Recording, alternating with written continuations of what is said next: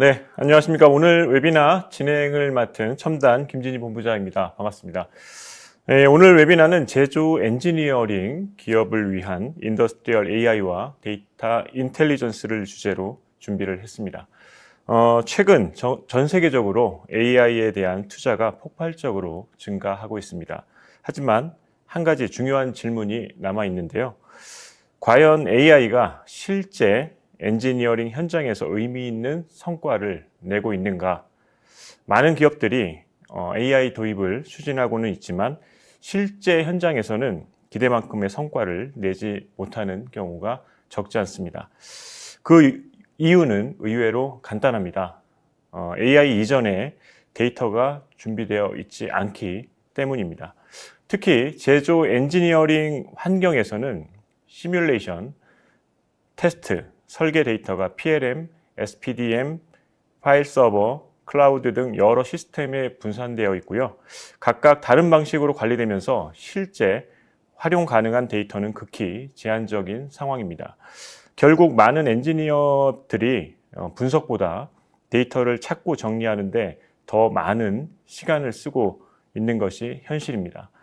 오늘 웨비나에서는 이러한 문제를 해결하기 위한 새로운 접근 방식, 즉 엔지니어링 데이터 패브릭과 데이터 인텔리전스를 중심으로 엔지니어링 데이터를 어떻게 구조화하고 연결할 것인가, AI가 실제로 활용 가능한 데이터 기반을 어떻게 만들 것인가, 그리고 이를 통해서 엔지니어링 생산성과 의사결정을 어떻게 혁신할 것인가를 심도 있게 논의해 보는 시간을 갖도록 하겠습니다. 웨비나 본격적인 시작에 앞서서 웨비나 참여 관련해서 몇 가지 안내 말씀 드리도록 하겠습니다. 웨비나 진행 중에 궁금한 점이 있으시면 오른쪽 채팅창에 질문 올려주시면 다우데이터와 리스케일의 전문가분들이 바로바로 답변해 드리도록 하겠습니다. 아울러 웨비나 중에 이제 설문도 진행이 됩니다. 적극적인 참여 부탁드리겠습니다. 웨비나를 시청하시고 좋은 질문 올려주신 분들, 그리고 설문에 참여해 주신 분들 중에 추첨을 통해서 소정의 경품을 전달해 드리도록 하겠습니다. 다시 한번 적극적인 참여 부탁드리겠습니다. 지금부터 시뮬레이션 워크플로 자동화를 넘어 인더스트리얼 AI를 위한 엔지니어링 데이터 인텔리전스 웨비나 시작해 보도록 하겠습니다. 예, 오늘 이 자리를 위해서 글로벌 HPC 및 엔지니어링 플랫폼을 선도하는 리스케일의 전문가 두 분과 함께 해보도록 하겠습니다. 실제 이제 글로벌 제조기업들과의 프로젝트 경험을 바탕으로 이제 보다 현실적이고 실행 가능한 인사이트를 공유해 주실 예정입니다. 많은 기대와 함께 끝까지 시청 부탁드리겠습니다.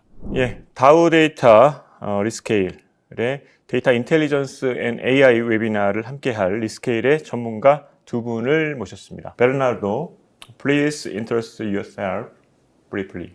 Hello, I'm Bernardo Mendes. I'm a Senior Director of Solutions Engineering at Rescale, and I work with manufacturing, aerospace, and automotive customers worldwide to leverage simulation-driven innovation with cloud HPC and AI. Thank you. Dinar, please introduce yourself. Hello, Dinar Pereira. I'm Director of Data and AI at Rescale. I work in the front lines with our customers to implement data and AI solutions and to understand how Rescale as a platform can develop the best product for our customers' needs. 네, 예, 오늘 이 두 분과 이제 함께 진행하는 웨비나는 이제 묻고 답하는 Q&A 형식으로 진행이 됩니다. 제가 이제 한국어로 질문을 드리고 영어로 답변을 해주시고요. 여러분들이 이제 이해하기 편하시게 저희가 자막을 통해서 답변 내용을 전달해 드리도록 하겠습니다. 네, 그러면 이제 본격적으로 이제 웨비나 시작을 해보도록 하겠습니다. 예, 오늘 이제 알아볼 주제가 앞서도 이제 말씀을 드렸었죠. 시뮬레이션 워크플로 자동화를 넘어서 인더스트리얼 AI를 위한 엔지니어링 데이터 인텔리전스입니다.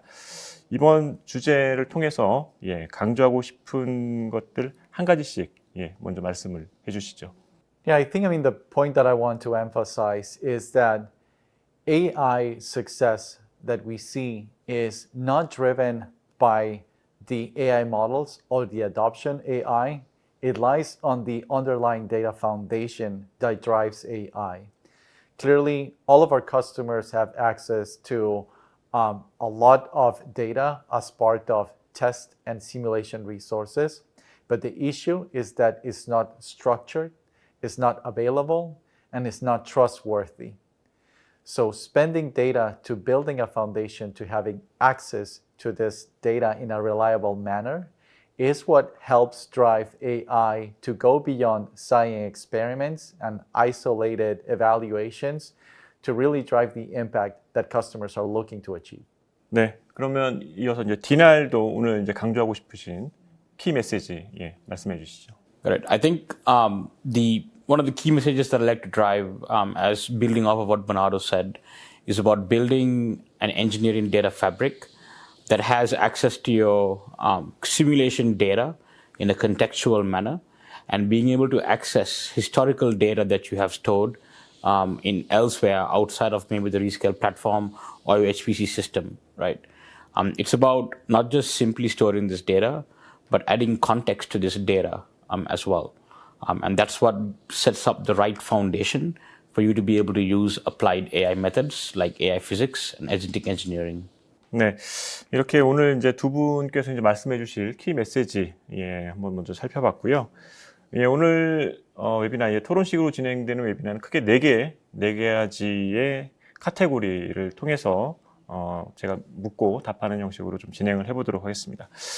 먼저 인더스트리얼 AI의 현황 및 글로벌 트렌드에 관련해서 두 분께 먼저 질문을 좀 드려보도록 하겠습니다. 이제 먼저 큰 그림부터 이제 보겠는데요.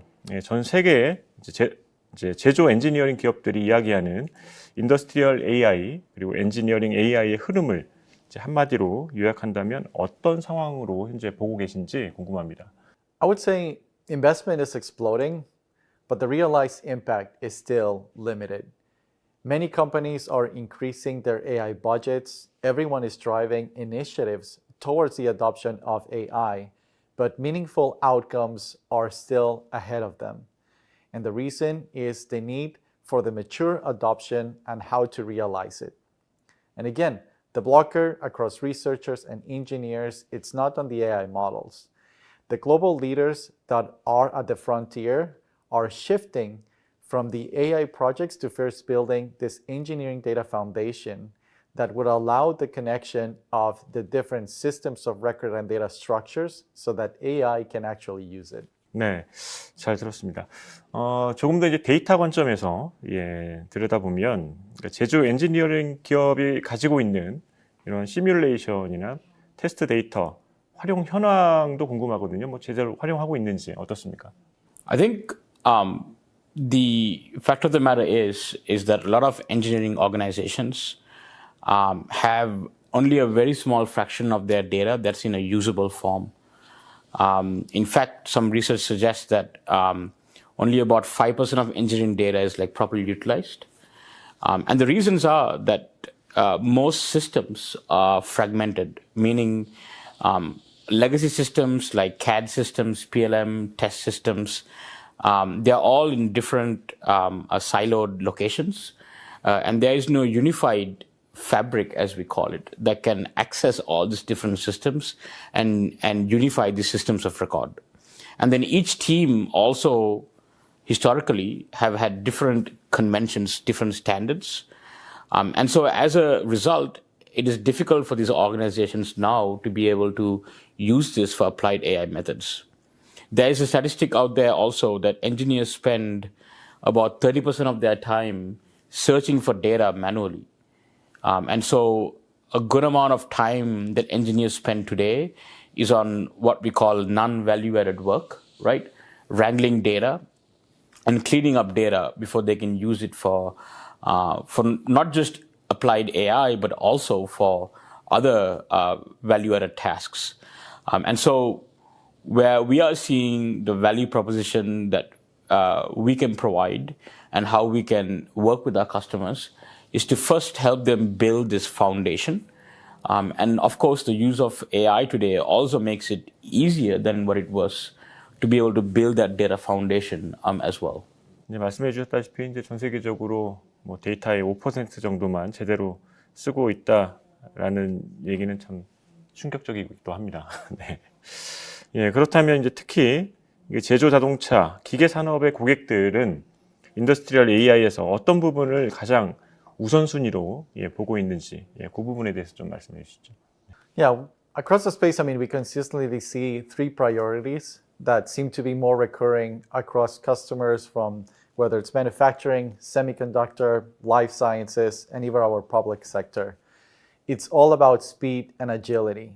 If you want to be competitive in this space, well, clearly that's always going to be a driver to make sure that products reach the customers faster. And that cascades to doing the design, the validation, and the manufacturing with the same agility. The second is leaders want to rely on experts that are making data-driven decisions. So the expertise that's extremely valuable as we see an explosion in the use of simulation cannot just rely on experience anymore. It also needs to have the foundational data that can prove that best practice and the engineering knowledge is preserved, and that's how more complex problems and the harder problems are being solved. And the third point, everyone wants to be AI ready. And what does that mean? People may be at different stages of how they want to be adopting AI, but they want to be future ready and having the foundational systems that will allow them to adapt a technology that is rapidly evolving, rapidly changing, but don't want to go back and having to do the work again to be ready to leverage the benefits from AI. 네. 말씀해 주셨다시피 이제 인더스트리얼 AI 트렌드 결국 이 세 가지 속도, 데이터의 활용, AI 준비도를 동시에 해결하는 방향으로 모이고 있다. 이렇게 정리를 해볼 수 있을 것 같습니다. 네, 그럼 이제 두 번째 리스케일 데이터 인텔리전스를 시작한 문제의식과 이제 지향점에 대해서 좀 여쭤보도록 하겠습니다. 이제 리스케일 이야기를 좀 해볼 텐데, 리스케일의 데이터 인텔리전스는 어떤 문제의식에서 이제 출발했고, 무엇을 지향하는지 좀 먼저 말씀을 해주시죠. 이 부분은 디나께서. 네. If you go back to what Rescale did before we implemented our data and AI solutions, we were a full stack simulation platform on the cloud, meaning we are vendor agnostic, so we allow to be able to use any software, commercial software, open source, in-house software out there, and to be able to run with any cloud providers' hardware as well, right? In doing that, we have built this simulation environment where our customers today, they run their simulations and they get plenty of compute capacity to be able to run workloads at scale. Now, I remember when I was working with a customer, when we did an analysis with them, hey, you're running this much more CPUs on the cloud, you must be, 200% more productive, right? And something the customer discussed with us is, at this point, we are actually running more simulations and our simulations are running faster, but now the bottleneck is the human. Basically, now the simulations are waiting for me to be able to analyze this data and to make something meaningful from this data. And so from this, we started to understand, okay, after we run all this simulation, what more value can we add to our customers? And so the real bottleneck we found after we removed the compute bottleneck is about how this data is being used after. And so from this, we started developing the Rescale Data Intelligence solution. And the real intent of the Rescale Data Intelligence solution was to first be able to automate the capturing and structuring of the data using the context from where the simulations are run, right? So being able to extract context based on the metadata at the point of compute gives us a distinct advantage to be able to help contextualize these simulations and not make this an afterthought. Right?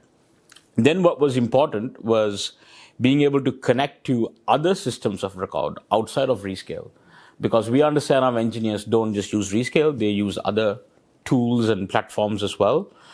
So being able to connect to these systems and unifying these other systems, the appropriate systems with the actual simulation data, that's what basically builds kind of like a good data foundation.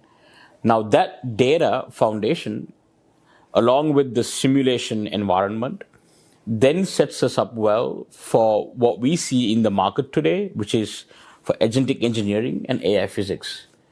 If we take a look at it from an AI physics perspective, what that allows us to do is give our customers a single platform where they can develop AI physics surrogate models in the platform itself in a scalable manner without doing a one-off science project.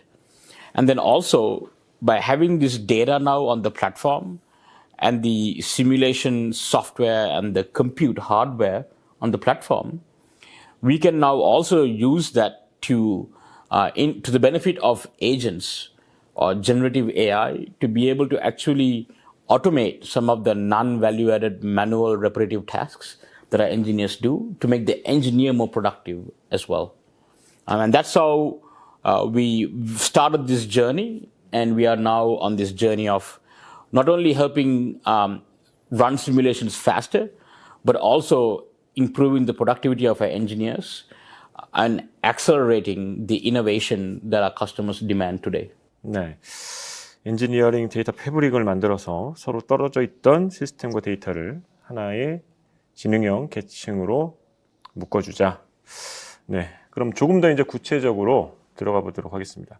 이 데이터 인텔리전스와 AI가 고객의 어떤 업무 흐름을 가장 먼저 해결하려고 하는지 좀 예를 들어서 좀 설명을 해주시죠.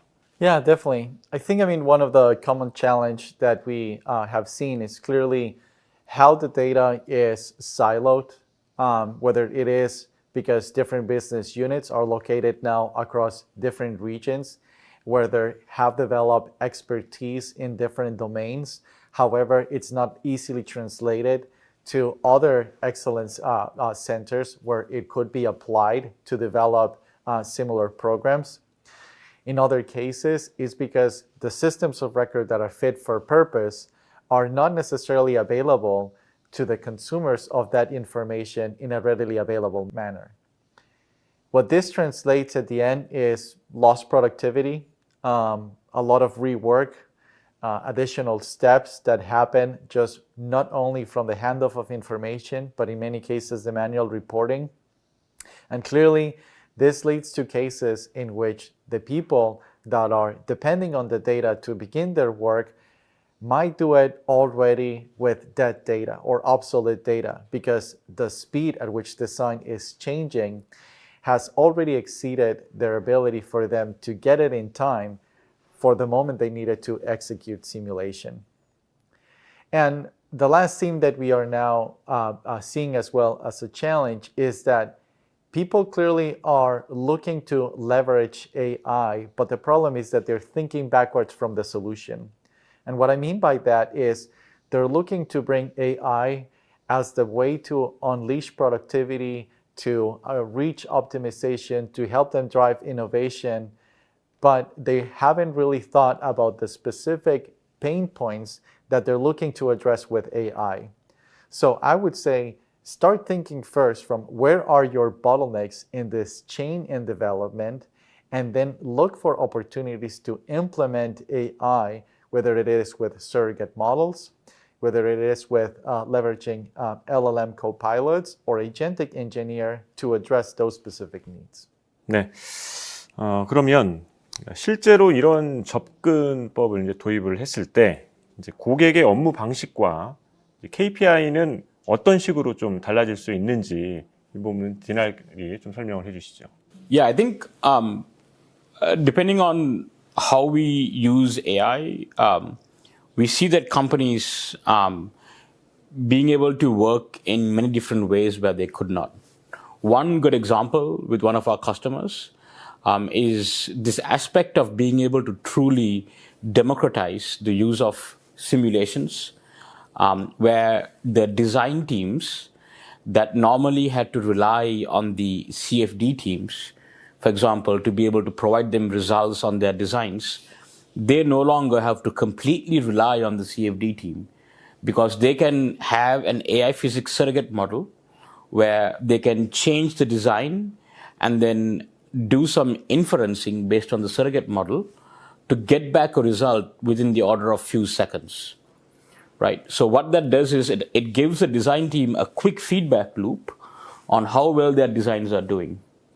Another example of one of our implementations is about manufacturing engineers in a factory floor, where we provide a surrogate model where they can basically do inferencing on the actual composite body that they are doing their manufacturing on, and to be able to get a quick feedback loop on what they can change in their design parameters.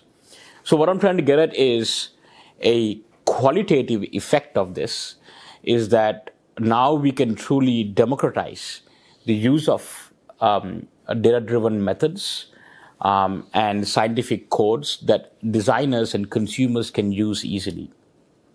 In addition, where we are also seeing a lot of ways that how engineers change or how they're adopting this solution is to help them be more productive, right? We have seen instances where the amount of rework is reduced by about 20 to 40%. Because they can easily access their old simulation results and see if they have conducted these types of workloads in the past, right?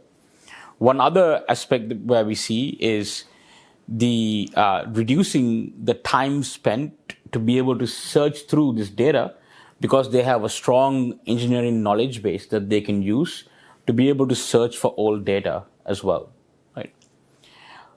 We are also seeing what this allows our customers to do is to be able to innovate faster, but also do more complex physics, right?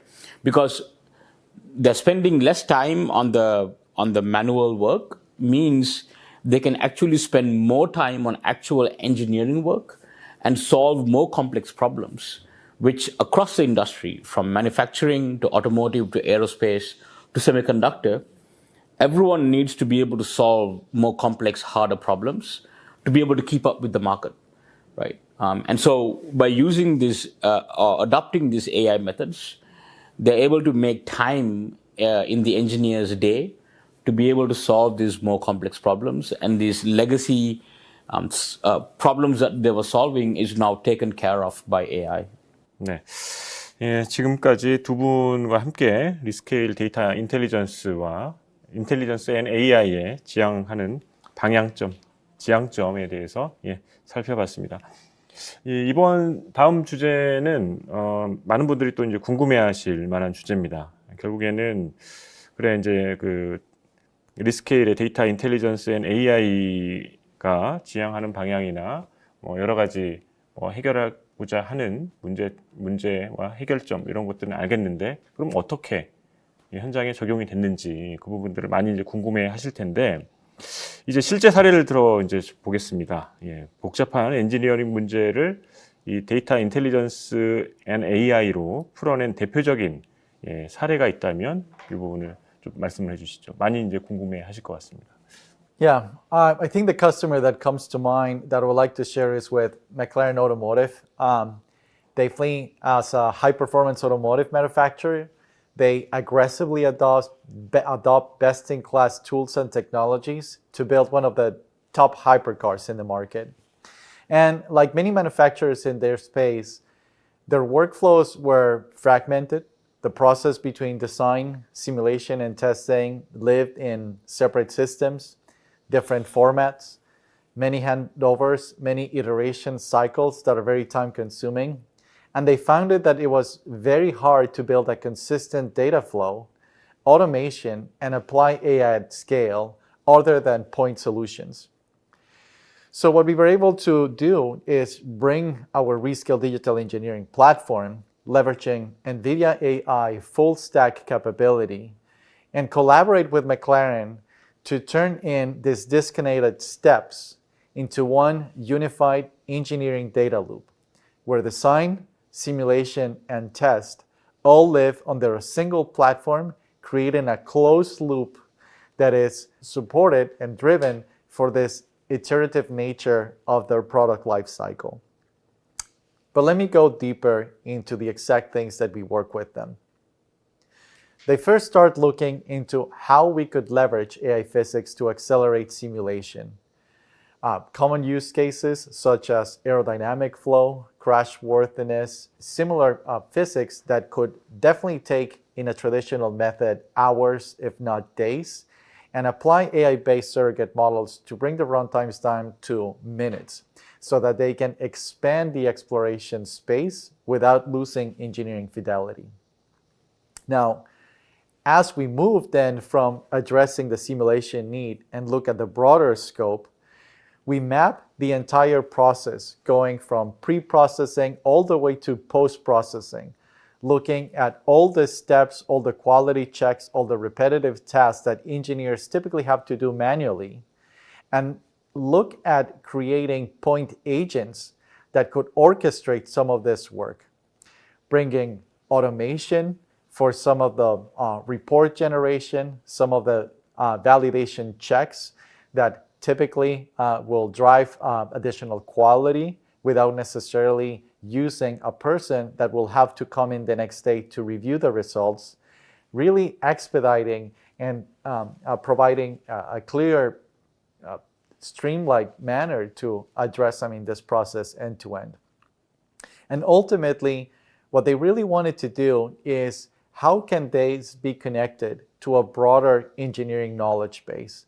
They clearly have been domain experts for decades with the products that they produce, and they wanted to make sure that they had access to all their best practices and reports that they have done on prior analysis, and being able to now use them to compare them against the new results that are being generated on a daily basis. So we were able to build integrations and connectors to the systems that held this information and convert it into a way that our data fabric can pull that information and leverage now the capabilities of AI to do those comparisons for them. It automatically standardized the format. They didn't need to rerun any past reports. They didn't need to fit a fixed structure in order to make it happen. It was using the information at its source, connecting it to the new capability that our platform is providing for them with all the simulation that is taking place, and fundamentally changing in real time the way that they're doing now development and manufacturing of their vehicles. 네, 맥라렌 사례를 통해서 데이터 인텔리전스 앤 AI의 활용에 대한 부분들을 좀 말씀을 해주셨습니다. 그렇다면 뭐 자동차 외에 제조 설비나 이제 공조 플랜트 등 이제 보다 전통적인 제조 산업에서의 사례도 있을 것 같은데 어떻습니까? As a platform, we work with more than just automotive industry. We work with semiconductor, with manufacturing like HVAC. We work with aerospace, with life sciences, pharmaceuticals industry, etc. And we have, case studies from pharmaceutical industry to semiconductor to HVAC. Maybe I can spend some time talking about HVAC and maybe even semiconductor as well. With this HVAC company, their main intent is to be able to develop energy efficient indoor air quality handlers in addition to other HVAC systems. And really, before we even started looking at using AI methods, something that we wanted to do was to sit down with them and understand exactly where they have bottlenecks. And so, just like many other customers that we have, this customer, they run large DOE workloads on the platform. And today, after they run this DOE, they have to manually investigate each DOE run to understand if this DOE was successful in terms of not from a job failure perspective, but if it met the KPIs that they care about. So what we were able to do is use our framework that we have to be able to extract the right metadata and make it available for the user to be able to quickly visualize how well their DOE is doing so that they don't have to manually look at each DOE run and make a call on whether that DOE did well. just by implementing something small like that, we were able to cut down a large amount of time that these engineers spent. Just from discussing with engineers, we learned that this allowed them to reduce about 50% of time that they spent on manually managing this data, right? And so by doing that, what we have done is taken away a very common bottleneck that we see with our customers. From a semiconductor point of view, we also have a good case study working with a large semiconductor tooling company, where they have years worth of DFT data from their materials discovery workflows. And so what we were able to do is bring in this data and provide structure to this data and build a historical DFT database that they are now able to use to be able to search through previous DFT analysis that they have done, and so reduce any rework or unnecessary duplicate simulations that they might be doing. An additional step from this is to be able to use this data to train computational chemistry ML models as well, right? And so by doing that, what we have also done is help engineers be more productive and take away some of that manual work that they might have done in the past. 네, 지금 이제 두 분과 함께 자동차와 이제 제조, 공조, 공조 H백 사례를 이제 살펴봤습니다. 이 두 사례에서 결국에 이제 한국 제조 기업들이 특히 이제 참고할 만한 포인트를 한 가지씩만 좀 뽑아주신다면 두 분께 이제 질문을 드리겠습니다. 한 가지씩만 뽑아주신다면 어떤 것이 있을지 먼저 이제 레나르도부터 말씀해 주시죠. I guess something that I would say is that AI is not here to replace the engineer's expertise, but it is the path to amplify that expertise. So when repetitive work is automated and past insights are instantly findable, the same team can explore far more design options and focus on the hardest problems. And that's where industrial AI and data intelligence can create a real competitive advantage. I think something that I have come to learn as we work with our customers is to be able to understand what are the low-hanging fruits that we can basically go after, right? And this really starts from actually doing what we call a discovery with our customers to truly understand their end-to-end process. You see, the problem is our users, our engineers, have spent years in this method of doing their work, that some of these bottlenecks, they have come to learn to live with it. And that's not even visible to them, that they're living with those pains and challenges. And so when we do a detailed discovery with these customers and try to understand exactly what is your process, that surfaces bottlenecks, pain points and challenges. And to be able to solve these pain points and challenges, you do not need to spend a large amount of time having the perfect data governance, right? So rather than trying to go after the largest use cases or the largest pie in the sky ideas, right? What we have learned is to pick a use case and implement that use case end to end. Don't do a small toy project or a science project that to be able to get value off of that, you have to do a lot more work. If you're doing some type of POC, aim for the entire end-to-end process, all the way from where that data comes from, how that data is being used, right? And what you want to be able to do with that data to who consumes that data, for example, right? And so by doing that, what you're doing is solving an entire specific narrow problem rather than solving a partial part of a large problem, right? And from that, you have what we call quick wins that you can then discuss with leadership to understand how much value that this provides, and then keep working on it to be able to proliferate the solution across different disciplines and across different bottlenecks that you might have in the process. 네, 예, 지금까지 리스케일 데이터 인텔리전스 앤 AI의 고객 사례들 그리고 이 사례를 통해서 오늘 이제 시청하고 계신 제조기업 담당자들이 참고할 만한 이제 포인트들까지 살펴봤습니다. 이제 좀 더 이제 좀 기술적인 내용으로 좀 들어가 보도록 하겠습니다. 리스케일 데이터 인텔리전스 AI의 이제 기술적인 부분들 좀 더 터치를 해보도록 하죠. 리스케일의 데이터 엔지니어링 플랫폼 전체 아키텍처 구성과 아키텍처와 이제 구성을 엔지니어와 IT 담당자 관점에서 좀 쉽게 풀어서 좀 설명을 해주면 좋을 것 같습니다. This has been our main competency over the last 15 years, and that's being able to provide a full stack simulation environment.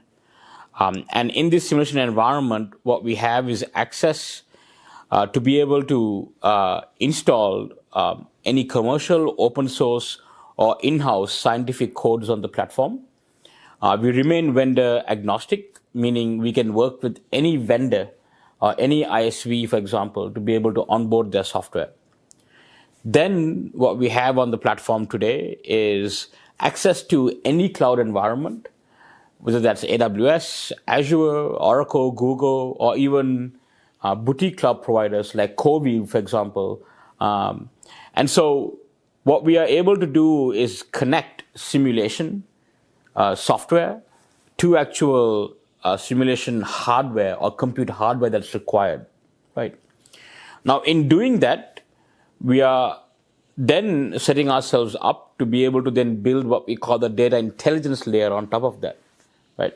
And what this data intelligence layer contains is, one, being able to extract metadata to add context and build a knowledge base based on the simulation data that you generate on the platform that is stored in a centralized data lakehouse, for example. And then we have the Rescale Data Intelligence Fabric, which allows us to be able to connect to any different system, from PLM to historical systems of record to SPDM, etc., right?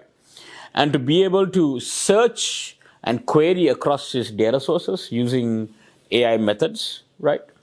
And so being able to not only build a knowledge base based off of the simulation data on the platform, but also link that to other data sources outside of the platform.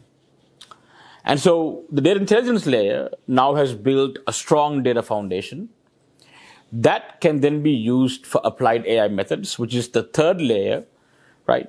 Of which one is on AI physics. So we have what we call an AI physics operating system that allows our users to be able to develop AI physics surrogate models using open source codes, for example, right? And provide them the entire stack from generating data to analyzing that data, structuring that data to make it AI ready, developing the surrogate model or training the model itself, then evaluating that surrogate model for its accuracy, and then being able to deploy that into some type of inference service that can be consumed.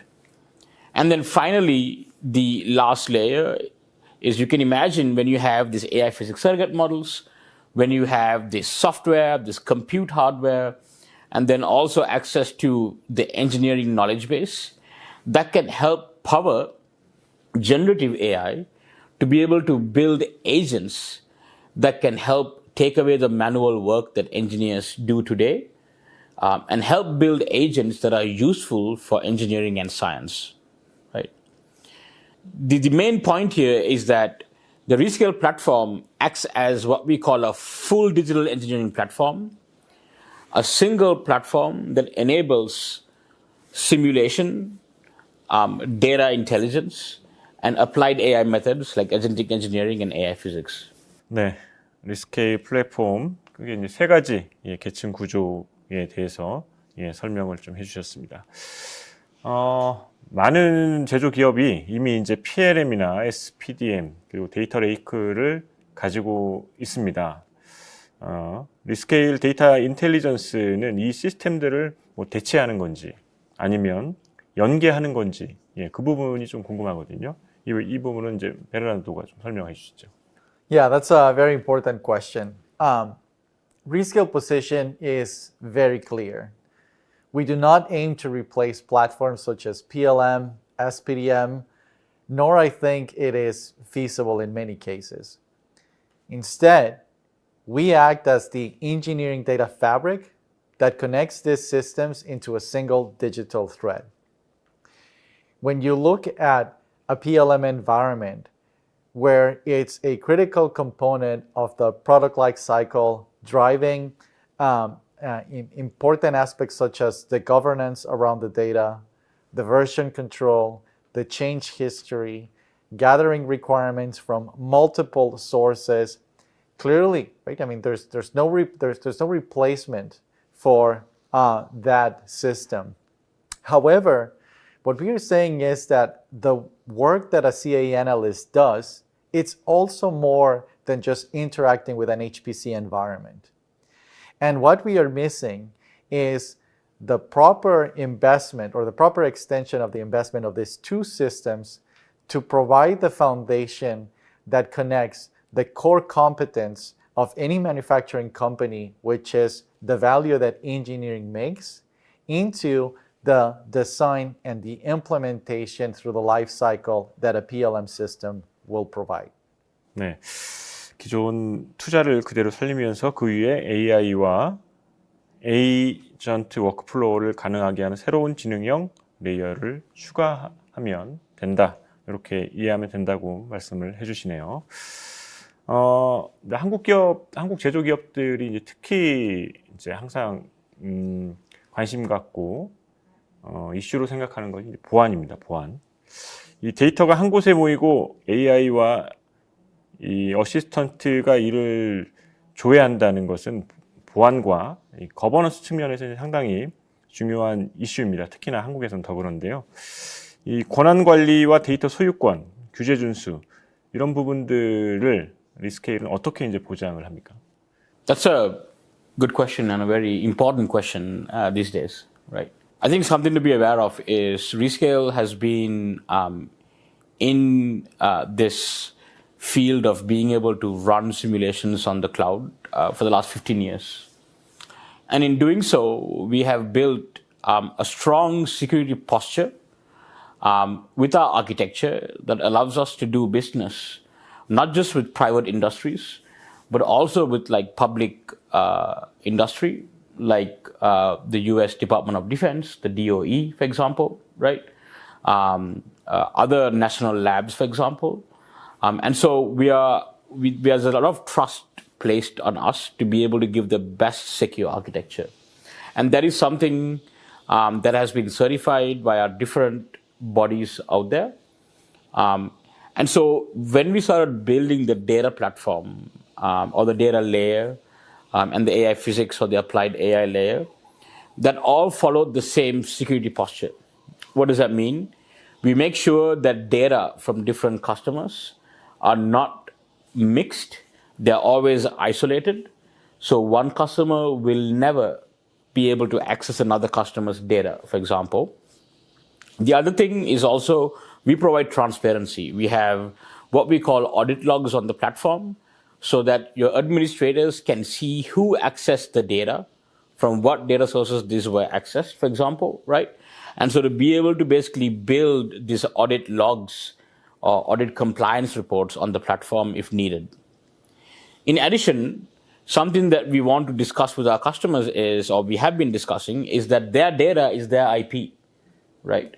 So when they develop AI physics models or when they run simulation and generate data, that data is the customer's IP, and that is something that they have access to and be able to take out of the platform if required, right? One more thing is also we at Rescale do not train LLMs with your data. That is a very important point to be made, right? In how we use these LLMs is that we give these LLMs access to your data to be able to refer and to search through that data and get that context. We don't actually change the weights and biases of these LLMs and retrain them. In fact, that would be a very expensive exercise. And so that is not how we have architected this system. And so each time the session is ended, the LLM no longer has access to that data. And so there is no changing of how these LLMs behave based on your data itself, right? So in that sense, it's a very secure architecture. And the customer's data remains their IP, and there is no violation of that trust that customers have with us. 네, 말씀을 들어보니까 네, 아까 이제 제가 질문했던 그런 우려 사항들은 크게 걱정할 부분이 아니다. 예, 이렇게 느껴집니다. 예, 오늘 이제 웨비나의 마지막 질문인데요. 오늘 이제 웨비나 이제 시청하고 계신 분들, 한국 제조기업의 이제 관계자분들이 이 데이터 인텔리전스 앤 AI를 단계적으로 이제 도입을 한다면 어떤 순서로 도입하는 것을 이제 추천을 할지 두 분이 이제 번갈아 가면서 좀 말씀해 주시죠. 먼저 베르나도. 네. Yeah, in reality, the approach that we recommend is start with a small use case, but choose a product with a broad perspective around that use case. And more important, a partner with a long-term vision.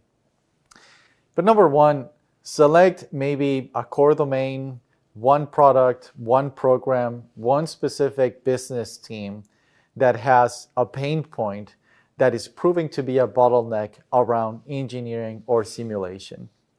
For many, moving to the cloud is a first step, providing the flexibility and agility to establish this future-proof foundation. There's a lot more benefits that are coming from leveraging new architectures, new hardware that becomes available, more performance, and the cost savings that not having access to it, in many cases, becomes another barrier that customers need to face later on. Once you address that, then it's essential to identify the data points needed from simulation outputs to make automated decisions. Once we identify those, then the system needs to be adaptable for those specific use cases and identifying and pulling that information from the source. Again, the system needs to fit the workflow and not the other way around. And lastly, implement AI methods that directly address those pain points and maximize ROI.